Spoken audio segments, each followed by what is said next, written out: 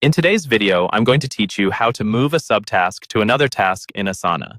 This is really useful when you realize a subtask is sitting under the wrong parent task, or when you're reorganizing your project and want to group related work together.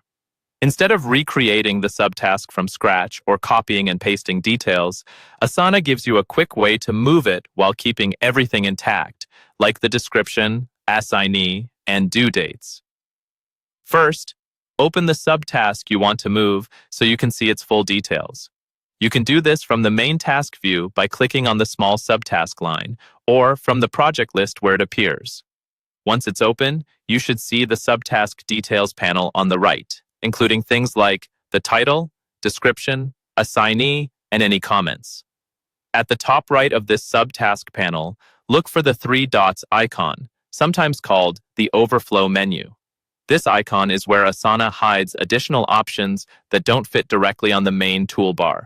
Go ahead and click on that three dots icon to open the menu. From this menu, find and select the option labeled Convert to, and then choose Subtask. Even though it might sound a bit confusing, what you're really doing here is telling Asana that you want to attach this subtask to a different parent task. This option lets you keep it as a subtask, but move it under a new task instead of the current one. After you choose Subtask, a field will appear where you can type the name of the new parent task. Start typing the name of the task you want this subtask to belong to.